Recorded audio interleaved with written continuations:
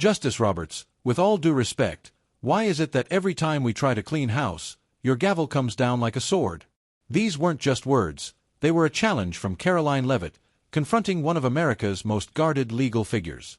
The Supreme Court had just upheld Trump's executive order to block DEI, diversity, equity, inclusion programs in federally funded schools, a move that cut $65 million in education grants. The backlash was swift. Democrats cried foul, activist groups protested, and here they were, in a Judiciary Committee hearing meant more to shame than to scrutinize. Karoline stood, calm and sharp, facing Chief Justice John Roberts, who once symbolized constitutional loyalty, now under fire for selective principles. Cameras and politicians circled, but she didn't flinch. Trump wasn't there, yet his presence echoed throughout the room. Karoline's silence dared the silence around her to tremble. When Roberts spoke, his words oozed refined skepticism, cloaked in polished legalism. But Karoline answered with facts. The order only applied to federal funding, not local curriculums, she said. When taxpayer dollars are used to promote ideology instead of education, it's no longer a state matter. Roberts' rebuttal danced around censorship, but Karoline clarified, they weren't banning ideas, just refusing to fund indoctrination. She slid a folder across the table. Inside were detailed expenses. Colorado spent $4.2 million training teachers to interrogate whiteness. California used $6.7 million for segregated staff training spaces.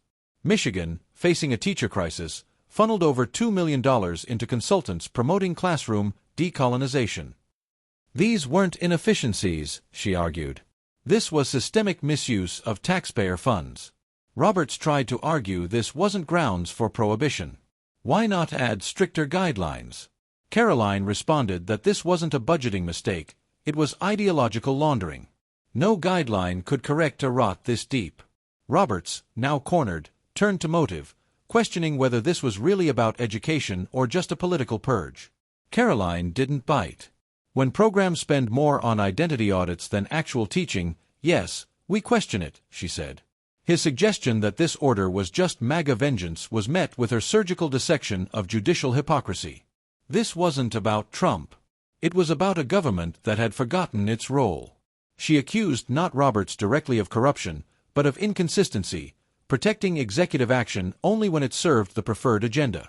Then she dropped another bomb, a second folder, documenting secret judicial roundtables.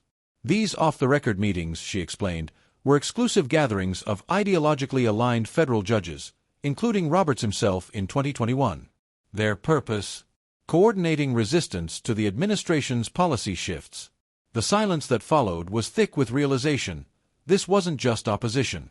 It was organized sabotage. Roberts' composure cracked. He fired back, accusing the Trump administration of constitutional recklessness. But Karoline, calm as ever, pointed out that this very court had once warned about the dangers of judicial overreach. Roberts' past words now haunted him. She wasn't humiliating him, he was doing that on his own. She moved in for the final strike. 37 injunctions had been filed in just 2 months, more than during the entire Bush, Obama, and Biden presidencies combined. This wasn't judicial review anymore, it was judicial veto. And it was being used not against illegality but against political inconvenience. This wasn't about DI. It wasn't even about Trump. It was about sovereignty. About whether elected officials still had authority or whether unelected judges were the new gatekeepers of national policy. She described it not as resistance, but as a shadow veto, punishing voters for electing someone the elite disapproved of. Roberts had no rebuttal left. He mumbled about Trump's chaos, but Karoline turned it around. Trump didn't create the chaos, he confronted it. His bluntness may offend, but it exposed truths that polished rhetoric could no longer conceal. Her voice cut through the room like a chisel to marble. When Roberts finally muttered, "I'd like to reserve comment," the hearing was effectively over. The room shifted. Senators switched sides, quietly acknowledging the order's legal soundness. No one clapped. The silence was a verdict.